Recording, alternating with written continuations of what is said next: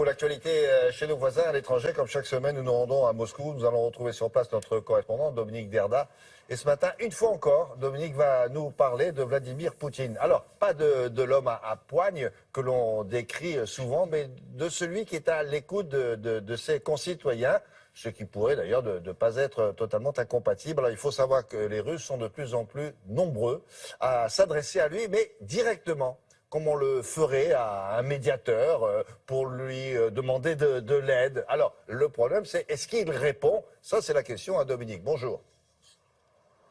Bonjour William. Ben oui, la réponse, c'est qu'il leur répond, pas à tous évidemment, parce qu'ils sont très nombreux à lui écrire, à lui envoyer des messages vidéo, mais il répond une fois par an, au printemps, dans une grande émission en direct à la télévision, à quelques-uns d'entre eux. Alors vous doutez bien qu'en Russie, où l'on aime que les choses soient sous contrôle, les intervenants sont choisis avec soin, mais cette émission est très suivie dans ce pays parce que les Russes qui souvent ont du mal à se faire entendre d'une administration particulièrement corrompue ou d'une justice aux ordres, les Russes, pour la majorité d'entre eux, voient en Vladimir Poutine une sorte de dernier recours, comme s'il était une sorte de juge suprême au-dessus de son propre gouvernement, de sa propre administration. C'est ce que vous allez voir dans ce reportage réalisé avec Patrice Hacheret et Ala Chevelkina.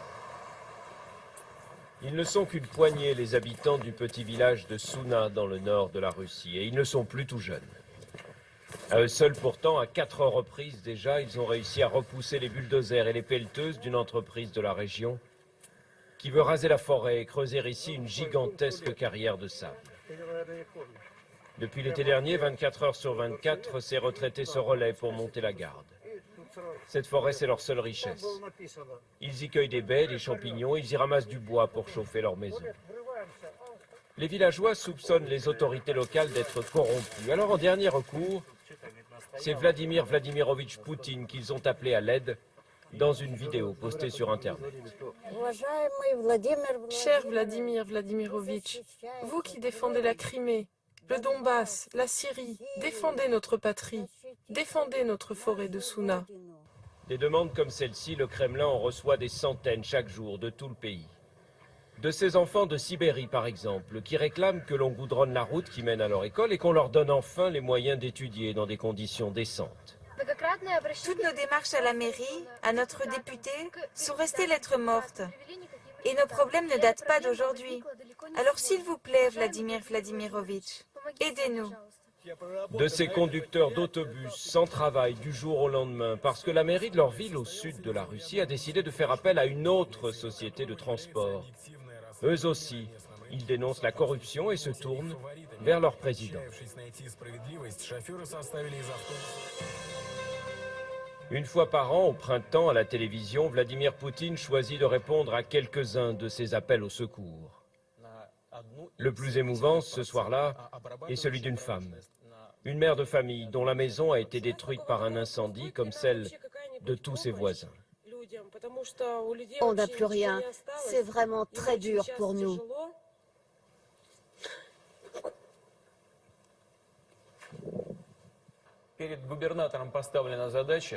J'ai ordonné au gouverneur de tout reconstruire, toutes les maisons, d'ici au 1er septembre de cette année.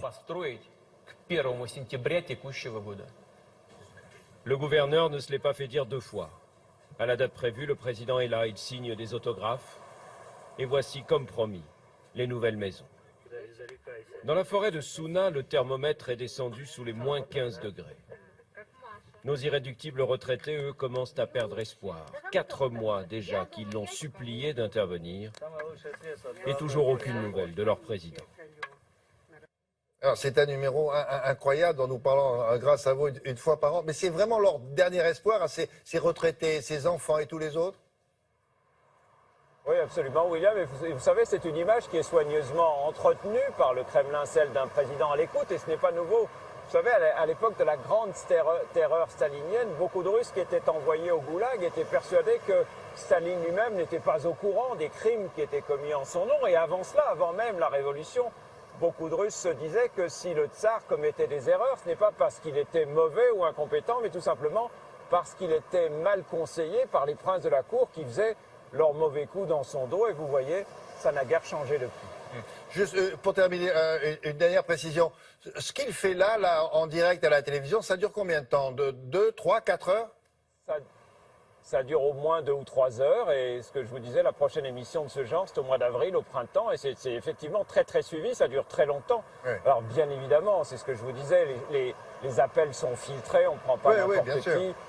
Ça sert d'abord et avant tout à montrer que Vladimir Poutine est à l'écoute de son peuple. Mais c'est effectivement très suivi. Bien. Merci beaucoup, Dominique. À très bientôt. Au revoir.